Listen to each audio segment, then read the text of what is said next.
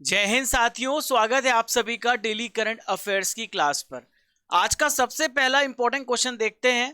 तो पहला प्रश्न आप सभी के सामने रहा, डेटा गोपनीयता दिवस कब मनाया गया? When did data privacy day happen? तो डेटा प्रिवेसी डे जो मनाया गया है 28 जनवरी को मनाया जाता है। डेटा गोपनीयता दिवस मनाया जाता है। 25 जनवरी को मनाया जाता है राष्ट्रीय मतदाता दिवस। 26 जनवरी को गणतंत्र दिवस मनाया जाता है। 24 जनवरी को राष्ट्रीय बालिका दिवस मनाया जाता है। तो सारे इंपॉर्टेंट दिवस को आप याद रखिएगा, एक नंबर आपका यहां से पक्का होगा। दोस्तों, डेटा प्राइवेसी डे होता क्या है?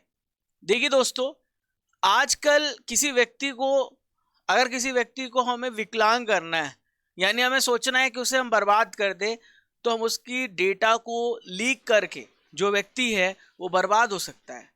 तो ऐसे क्राइम हो रहे हैं, तो ऐसा ज़रूरी है कि हम उस पर संज्ञान दें, हम उस पर ध्यान दें, तो डेटा लोगों का रिजर्व रहे, लोगों के लिए सिक्योर रहे। इसलिए इस जागरूकता के लिए दिवस मनाया जाता है। डेटा संरक्षण दिवस की थीम क्या है? Think privacy first. दोस्तों, व्यक्तिगत डेटा गोपनीयता की सुरक्षा के बारे में लोगों को अवेयर करने के लिए मनाया जाता है। दोस्तों, इसकी मनाने की शुरुआत किसने की है, कब हुई है? तो यूरोप की एक परिषद है 2006 से डेटा संरक्षण दिवस मनाने की शुरुआत की गई है। अब विश्व स्तर पर डेटा गोपनीयता दिवस के रूप में मनाया जा रहा है। दोस्तों, एक इंपॉर्टेंट आपको केस बता देता हूं 2017 का। यह है केएस पुट्टास्वामी बनाम भारत संघ के मामले में सर्वोच्च न्यायालय ने निर्णय दिया था कि राइट टू प्राइवेसी भी आपका एक फंडामेंटल राइट है, जो राइट टू लाइफ के अंदर आता है, जो जीवन जीने के अधिकार के अंतर्गत आता है। जीवन जीने का अधिकार आर्टिकल 21 में है। तो सुप्रीम कोर्ट ने बोला था कि जो आपका निजता का अधिकार है वो भी आपका फंडामेंटल राइट है और ये बरकरार रहेगा। तो फिर केंद्र सरकार ने इस पर एक निर्णय लिया था और एक समिति बनाई थी कि डेटा को लेकर के वो अपने सजेशन दे। इस समिति का नाम है न्यायमूर्ति BN श्रीकृष्ण समिति। साथियों, संसद ने 2019 में इसमें चेंज भी किया है, अमेंडमेंट किया है और व्यक्तिगत डेटा संरक्षण विधेयक 2019 इसका नाम दिया गया। इसमें बहुत सारे रूल्स एंड लॉज लाए गए। साथियों, परीक्षा संजीवनी जनवरी के महत्वपूर्ण दिवस को यहां पर हम डिस्कस करने वाले हैं। 1 जनवरी को मनाया जाता है वैश्विक परिवार दिवस, यानी ग्लोबल फैमिली डे मनाया जाता है। 4 जनवरी को मनाया जाता है वर्ल्ड ब्रेल डे। 6 जनवरी को मनाया जाता है विश्व युद्ध अनाथ दिवस। 24 जनवरी को मनाया जाता है राष्ट्रीय बालिका दिवस। 26 जनवरी को गणतंत्र दिवस के अलावा एक और इंपॉर्टेंट दिवस मनाया जाता है और इसे हम कहते हैं अंतरराष्ट्रीय सीमा शुल्क दिवस। दोस्तों, आप देख रहे हैं 30 जनवरी 2023 के डेली करंट अफेयर्स और मैं हूं आप सभी का राजा गुप्ता। डेली करंट अफेयर्स आपको पढ़ाता हूं। यहां पर आपको डेली करंट अफेयर्स का डेली टेस्ट मिलता है, स्पेशल स्टैटिक जीके मिलता है, हिंदी और इंग्लिश दोनों माध्यम में क्लास मिलती है। 25 से 30 मिनट में क्लास होती है। 428 दिन हो गए मुझे पढ़ाते हुए। यह है करंट अफेयर्स की ब्रह्मास्त्र क्लास। भारत के हर एक एग्जाम के लिए जरूरी है आपकी यह क्लास। चलिए दूसरे प्रश्न को देखते हैं। हाल ही में दिल्ली का जो मुगल गार्डन है, इसका नाम बदल दिया गया। इसका नाम बदलकर क्या करा गया है? तो इसका नाम बदलकर अमृत उद्यान किया गया। क्या किया गया? अमृत उद्यान इसका नाम रखा गया है। ये है मुगल गार्डन, बहुत सुंदर है। जब मैं दिल्ली में रह रहा था उस समय मैं लगातार हफ्ते में 1-2 बार तो विजिट करता था। मुझे प्लेस बहुत अच्छी लगती है। जहाँ पर आपका प्रेसिडेंट हाउस है, तो प्रेसिडेंट हाउस के जस्ट सामने आप यहाँ पर देखेंगे ये मुगल गार्डन, अब इसका नाम बदल दिया गया है। 28 जनवरी को ये फैसला लिया गया था, इसका नाम बदला गया है। भारत की आज़ादी के 75 साल पूरे होने के लक्ष्य में अमृत महोत्सव मनाया जा रहा है। इसी थीम को ध्यान में रखते हुए केंद्र सरकार ने फैसला किया है। दोस्तों, हाल ही में एक और इम्पॉर्टेंट जो नेम चेंज हुआ है वो है राजपथ का।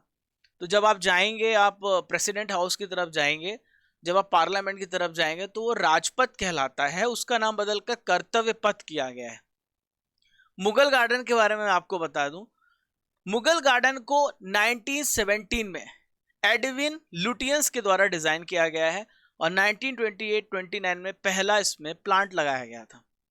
राष्ट्रपति भवन की इमारत की तरह यहाँ पर जो इसकी वास्तुकला है, इसके जो आर्किटेक्चर है, इसमें आपको दो अलग अलग डिफरेंट स्टाइल्स देखने को मिलेंगे। आपको यहाँ पर वेस्टर्न और इंडियन दोनों ही स्टाइल देखने को मिलेंगे। परीक्षा संजीवनी दे देता हूं, 2022 में जो बदले हुए नाम है उसे डिस्कस करेंगे। मोपा हवाई अड्डा जो कि गोवा में है, इसका नाम बदलकर मनोहर हवाई अड्डा किया गया है। राजीव गांधी ओरांग नेशनल पार्क का नाम बदलकर ओरांग नेशनल पार्क किया गया है। आइए तीसरे प्रश्न पे चलते हैं, बहुत ही ज्यादा इंपॉर्टेंट क्वेश्चन है। ऑस्ट्रेलियन ओपन 2023 का महिला एकल का खिताब किसने जीता है? तो ऑस्ट्रेलियन ओपन 2023 का महिला एकल का खिताब जीता है आर्याना सबलेंका ने। आर्याना सबलेंका ने एलिना रायबकीना को हरा करके ऑस्ट्रेलियन ओपन 2023 का महिला एकल का खिताब अपने नाम कर लिया है। तो यहां पर आप देख पा रहे, ये है आर्याना सबलेंका, इन्होंने हराया है। दोस्तों एलेना रायबकीना कजाकिस्तान की प्लेयर हैं और आर्याना सबलेंका बेलारूस की प्लेयर हैं। इस जीत के बाद आर्याना शायद आर्याना सबलेंका मैंने कुछ और बता दिया है, ये बेलारूस की है, बेलारूस की प्लेयर है, हाँ शायद सही बताया है। तो इस जीत के साथ वो नंबर 2 रैंकिंग पर पहुंच गई हैं आर्याना सबलेंका। 2022 में ऑस्ट्रेलियन ओपन में महिला एकल का खिताब एशले बार्टी ने जीता था, जो कि ऑस्ट्रेलिया की प्लेयर है, पिछले साल की बात कर रहा हूं। क्लियर। अभी हाल ही में करंट अफेयर्स में मैंने आपको बताया था ऑस्ट्रेलियन ओपन टेनिस में लुइसा स्टेफनी और राफेल माटोस की ब्राजील की जो जोड़ी है, इन्होंने मिश्रित युगल का खिताब जीता है, इन्होंने मिक्स डबल्स टाइटल को जीता है। ठीक है, इन्होंने भारतीय जोड़ी को हराया था, मैंने आपको बताया था बोपन्ना और दूसरे थे वो थे सानिया मिर्जा, उन दोनों को हरा करके अपने नाम ये खिताब किया है। चलिए अगले प्रश्न की ओर बढ़ते हैं। नेक्स्ट क्वेश्चन ये रहा, एनएमडीसी के द्वारा किसे अपना ब्रांड एम्बेसडर बनाया गया है? तो नेशनल मिनरल डेवलपमेंट जो कॉर्पोरेशन है, इन्होंने निखत जरीन को अपना ब्रांड एम्बेसडर बनाया है। ये है निखत जरीन, जिन्हें एनएमडीसी का ब्रांड एम्बेसडर बनाया गया है।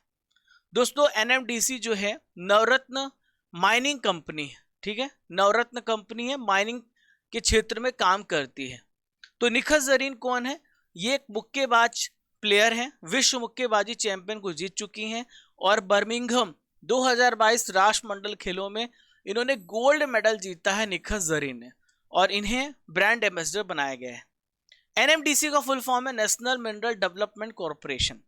निखत जरीन 2022 में इस्तानबुल तुर्की, मैंने आपको बताया था टर्की में महिला मुक्केबाजी विश्व चैंपियनशिप हुई थी, इन्होंने गोल्ड मेडल जीता है और यह मुक्केबाजी विश्व चैंपियनशिप जीतने वाली 5वीं भारतीय महिला बन गई हैं। दोस्तों इनका संबंध किस राज्य से है? तेलंगाना के निजामाबाद से इनका संबंध है। इनका जन्म 1996 में हुआ था। Is that clear? दोस्तों एक इंपॉर्टेंट जानकारी मैं आपको दे दूं, जीएस का फाउंडेशन कोर्स हमने अभी आपके लिए लॉन्च किया है, आरंभ बैच है, बहुत सारे नए बच्चे जुड़ते हैं इसलिए बताना जरूरी होता है, कहीं आप मिस ना कर दें। 23 जनवरी को हमने इस फाउंडेशन बैच को स्टार्ट किया है, लक्ष्य की तरफ पहला कदम। रूट एप्लीकेशन पर आपको ये फाउंडेशन बैच मिलेगा, live plus recorded class, bilingual class notes, topic wise test series आपको मिलेगा। आप इस नंबर पे कांटेक्ट कर सकते हैं और ये कोड यूज कर सकते हैं RGCGT to get a maximum discount in these courses. चलिए अगले प्रश्न की ओर बढ़ते हैं। संयुक्त राष्ट्र महासभा के अध्यक्ष साबा कुरैशी 29 से लेकर 31 जनवरी तक ये किस देश की यात्रा पर हैं? तो संयुक्त राष्ट्र महासभा के जो अध्यक्ष साबा कुरैशी ये भारत की यात्रा पर है। तो संयुक्त राष्ट्र महासभा को बोला जाता है UNGA, United nation general assembly. यह है साबा कुरैशी, UNGA के अध्यक्ष हैं। दोस्तों ये भारत पर हैं, जो कि क्षेत्रीय मुद्दों पर चर्चा करेंगे, रीजनल इशू और बहुपक्षीय जो भी मल्टीनेशनल इश्यूज हैं, मल्टीलेटरल इश्यूज हैं, रीजनल इश्यूज हैं, उसको यहाँ पर ये डिस्कस करेंगे। साथियों एक बात और आपको बता दूं, भारत में 29 जनवरी को बीटिंग द रिट्रीट समारोह होगा, उसमें शामिल होंगे। 30 जनवरी को शहीद दिवस मनाया जाता है, तो राजघाट पर महात्मा गांधी जी को ये पुष्पांजलि अर्पित करेंगे। ठीक है, साथियों यहाँ पर आपको मैं बताने वाला हूं यूएनजीए के बारे में। What is UNGA? तो यूएनजीए यूनाइटेड नेशन का एक इंपॉर्टेंट ऑर्गन है। यूनाइटेड नेशन के 6 प्रमुख अंग हैं, 6 प्रिंसिपल ऑर्गन्स हैं यूनाइटेड नेशन के।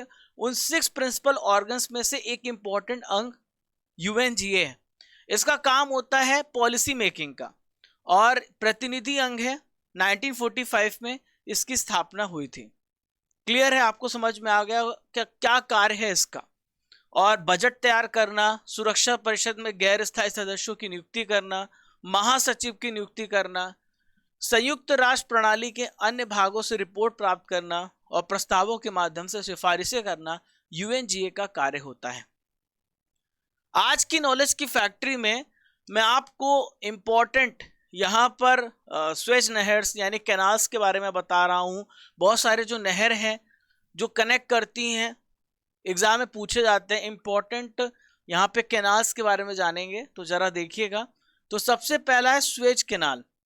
स्वेज कैनाल लाल सागर यानी रेड सी और मेडिटेरियन सी को जोड़ता है। बहुत अच्छा क्वेश्चन है, पूछा जा सकता है। दूसरा है पनामा कैनाल।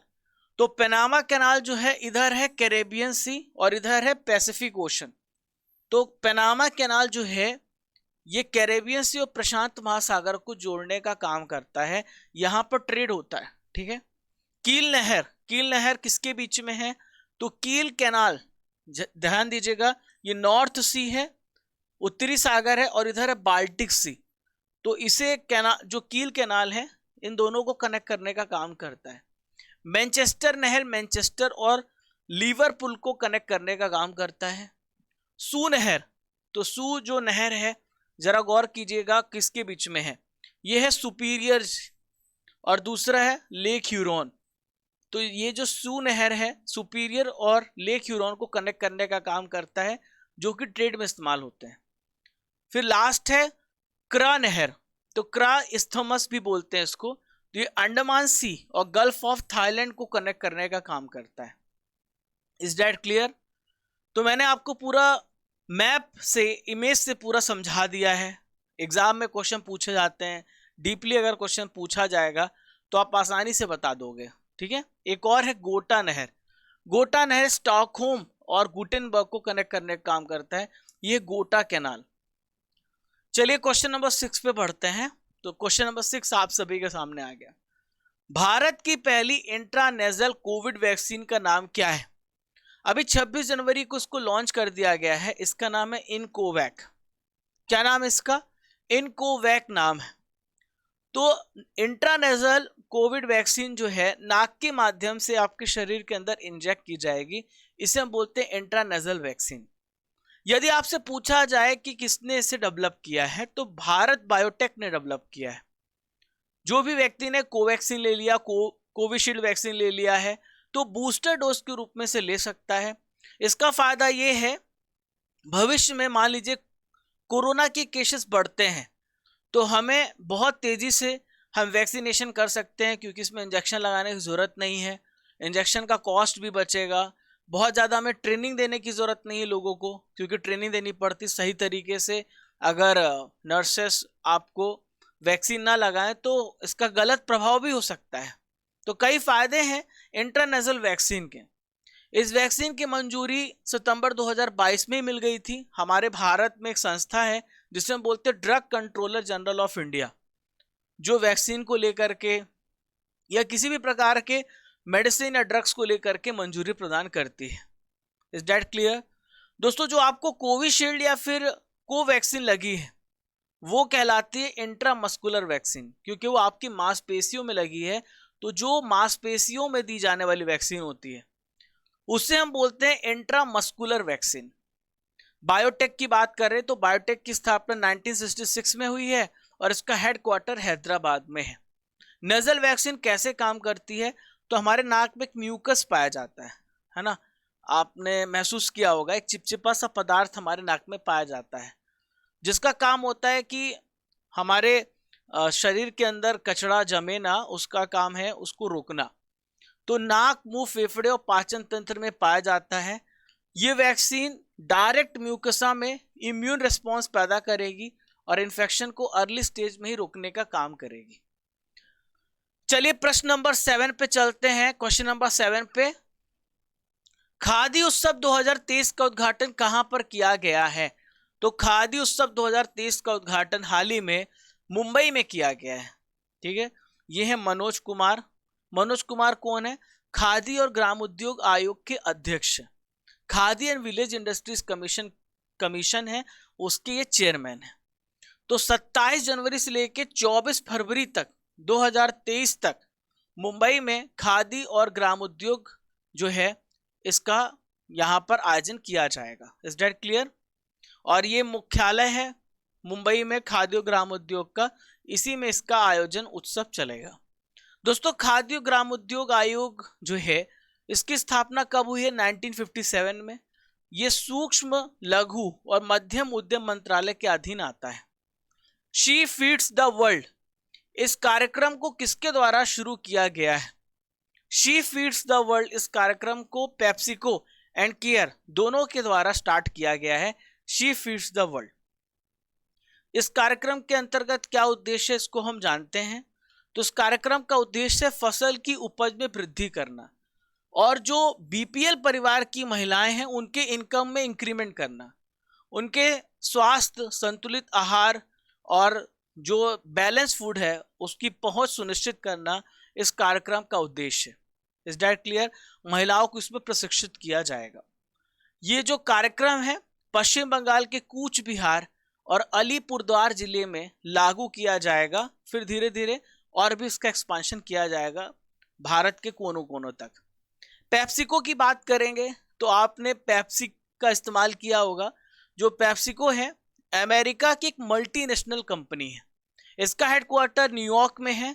इसका काम होता है कार्बोनेटेड और गैर कार्बोनेटेड पेय पदार्थ, नमकीन, स्नैक्स और बहुत सारे खाद्य उत्पादन करता है। पेप्सिको का काम होता है क्वेकर ओट्स बनाना, आपने देखा होगा, क्रिप्टोले, सोबे, नेक्ड, ट्रॉपिकाना, कोपेला, मिरिंडा, ये बहुत सारे इसके दूसरे ब्रांड हैं जिसकी मालिक कौन है? पेप्सिको ही है। चलिए क्वेश्चन नंबर 9 को डिस्कस करेंगे। क्वेश्चन नंबर 9 ये रहा, एरो इंडिया शो 2023 का आयोजन कहां पर किया जाएगा? तो एरो इंडिया 2023 का जो शो है बेंगलुरु में इसका आयोजन किया जाएगा। कहां पर होगा? बेंगलुरु में। 13 से लेकर 17 फरवरी तक एरो इंडिया शो का यहां पर आयोजन किया जाएगा। रक्षा मंत्रालय ने यह बात बताई है और ये बेंगलुरु में यलहंका वायु सेना स्टेशन है, यहां पर इसका आयोजन किया जाएगा। आज का आखिरी प्रश्न है, तीसरा Interpol young global police leaders programme कहां पर शुरू किया गया? तो न्यू दिल्ली में स्टार्ट किया गया third Interpol young global police leaders programme. क्या है मकसद, इसे भी हम समझते हैं। तो साथियों 25 जनवरी से शुरू हुआ है, 2 फरवरी तक चलेगा। दुनिया के अनेक देश इसमें पार्टिसिपेट करेंगे, 44 कंट्रीज इसमें पार्टिसिपेट करेंगी। इसका आयोजन सीबीआई के द्वारा किया जा रहा है। विभिन्न देशों के जो युवा पुलिस लीडर्स हैं उनके लिए आयोजित किया जा रहा है। एक प्लेटफॉर्म प्रोवाइड किया जा रहा है जिससे कि लीडर्स को अंतर्राष्ट्रीय समझ डेवलप होगी और वो आपस में कोऑपरेट करके क्राइम को खत्म करने का प्रयास करेंगे। दोस्तों यहाँ पे बात करेंगे इंटरपोल की, जिसे हम बोलते हैं अंतर्राष्ट्रीय आपराधिक पुलिस संगठन। तो ये वर्ल्ड की सबसे लार्जेस्ट इंटरनेशनल पुलिस ऑर्गेनाइजेशन है। इसमें 195 मेंबर्स आते हैं और इसका जो ऑर्गेनाइजेशन है, इसका जो गठन है 1923 में किया गया था। इसका एक वाक्य है, आदर्श वाक्य है, it's motto is connecting police for a safer world. Headquarter कहाँ पर है? फ्रांस में, लियोन में है और यहाँ के अध्यक्ष हैं अहमद नासिर अल राइसी। क्या नाम है इनका? अहमद नासिर अल राइसी। सारे इंपॉर्टेंट पॉइंट आप समझ गए हैं। 10 प्रश्न हमारे हो चुके हैं। अब यहां पर रसमलाई की बारी आ गई है। फोर्ब्स ने टॉप 25 सबसे अधिक कमाई करने वाली महिला एथलीटों में किस भारतीय को शामिल किया है? तो किस भारतीय को शामिल किया है, जरा गौर कीजिएगा। यह है पीवी सिंधु। आप अपने आंसर कमेंट बॉक्स में जारी रखें। यूपी के किस जेल के खाने को FSSAI के द्वारा 5 स्टार रेटिंग दी गई है? तो यह है बुलंदशहर। राष्ट्रपति श्रीमती द्रौपदी मुर्मू जी ने किस राज्य में श्री शैलम मंदिर का विकास परियोजना का लोकार्पण किया है? आंध्र प्रदेश में। A peace agreement has been signed between central government, और दूसरा जो यहाँ पर जेलियांग ग्रोंग यूनाइटेड फ्रंट है, और तीसरा कौन सा राज्य है जिनके बीच में ये पीस एग्रीमेंट को साइन किया गया है, तो ये मणिपुर राज्य है। In which city has Bangladesh PM Sheikh Hasina inaugurated the metro rail for the first time, तो कहां पर, ढाका पर इसका हाल ही में उद्घाटन किया गया है। साथियों आपने पूरा 10 प्रश्न अच्छे से पढ़ा है, अब आपका होगा टेस्ट, तो आप टेस्ट के लिए तैयार हो जाइए।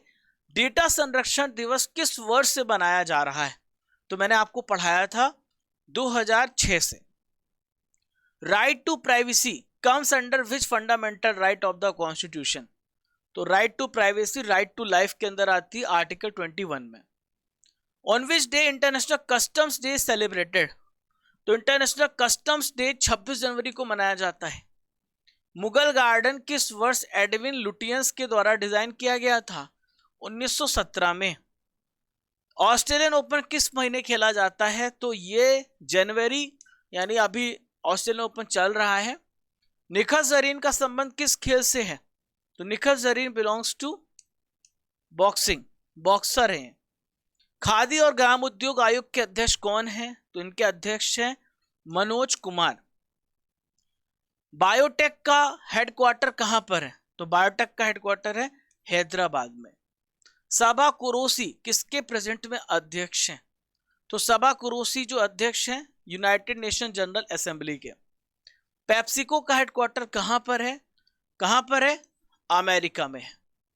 दोस्तों कल हमने आपको वीकली करंट अफेयर्स दिया था, पूरे हफ्ते के करंट अफेयर्स का टेस्ट लिया था, पूरे हफ्ते का करंट अफेयर्स रिवीजन किया था। अगर आपने अभी तक नहीं देखा है तो कल की वीडियो को जरूर देख लीजिएगा। हर संडे हम वीकली करंट अफेयर्स का रिवीजन करते हैं, आपका टेस्ट लेते हैं। तो कल हमने वीकली करंट अफेयर्स देखा था। सैटरडे को 28 जनवरी को हमने यहां पर डेली करंट अफेयर्स पढ़ा था, उसका हम रिवीजन करने वाले हैं। अंतरराष्ट्रीय सीमा शुल्क दिवस कब मनाया गया, तो कब मनाया जाता है, 26 जनवरी को। लुइसा स्टेफनी और राफेल माटोस की जोड़ी ने ऑस्ट्रेलियन ओपन 2023 मिश्रित युगल खिताब जीता है, वह किस देश से संबंधित है, तो इनका संबंध किस देश से है, जरा देखिए, ब्राजील से, आपको पढ़ाया था। On which canal is Egypt considering allotting a special area to Indian industries, तो यह स्वेज कैनाल, स्वेज नहर। राष्ट्रपति द्रौपदी मुर्मू जी के द्वारा कितने वीरता पुरस्कारों की मंजूरी दी गई है, 412। साउथ अफ्रीका से कितने चीतों को भारत लाया जाएगा, तो कितने चीतों को भारत लाया जाएगा, 100 चीतों को। 30वीं राष्ट्रीय बाल विज्ञान कांग्रेस का आयोजन कहां पर शुरू हुआ है, इस आंसर इज अहमदाबाद। पहला made in India cervical cancer vaccine को किसने लॉन्च किया है, तो पहली made in India cervical cancer vaccine को अमित शाह जी ने लॉन्च किया है। जे जमुना का हाल ही में निधन हुआ, वह कौन थी, तो जे जमुना अभिनेत्री थी, निर्देशक थी और राजनीतिज्ञ भी थी। बल्लभपुर वन्य जीव अभ्यारण्य में प्रवासी पक्षियों की संख्या में गिरावट दर्ज की गई, किस राज्य में है, पश्चिम बंगाल में। Who is the author of the book coaching beyond my days with the Indian cricket team, तो ये हैं आर कौशिक और आर श्रीधर। दोस्तों पहचानो कौन सीरीज में आपको बताना है यह कौन है, इनके बारे में आपको 5 लाइनें लिखनी है। सबसे अच्छे आंसर जो लिखते हैं 2 व्यक्तियों को यहां पर मैं चुनता हूं और उनका नेम अगले डे आएगा, उन्होंने कितना बढ़िया लिखा है, तो आप बहुत अच्छे से लिखिए और डेली कुछ ना कुछ आपको जानने और सीखने को मिलेगा। आज का सवाल है, दिल्ली के मुगल गार्डन का नाम बदलकर क्या कर दिया गया है, आपको इसका उत्तर कमेंट बॉक्स पे देना है। साथियों स्टैटिक जीके का पिटारा खत्म हो गया है, नहीं अब शुरू हुआ है। दोस्तों मैं आपको बता दूं कि बहुत सारे लोग बोलते हैं सर करंट अफेयर्स, मैं 10 करंट अफेयर्स 15 से 20 मिनट में खत्म कर चुका होता हूं। ये तो मैं आपको अधिक जानकारी देता हूं जिसमें रसमलाई होता है, रिवीजन होता है, पिटारा होता है। तो अगर देखा जाए तो सबसे शॉर्ट पूरे अगर आप देखें तो करंट अफेयर्स आपको यही मिल रहा है, 15-20 मिनट में टॉप 10 करंट अफेयर्स खत्म हो जाते हैं। उसके बाद तो मैं आप लोगों को अधिक जानकारी देता हूं ताकि आपका नॉलेज और अच्छा होता रहे। तो इसको भी कैलकुलेट करना कि आपको क्या क्या मिल रहा है केवल 25 से 30 मिनट में। एम्पियर नापने की इकाई क्या है? Ampere is the unit of current. Decibel किसे नापने के लिए प्रयोग में आता है?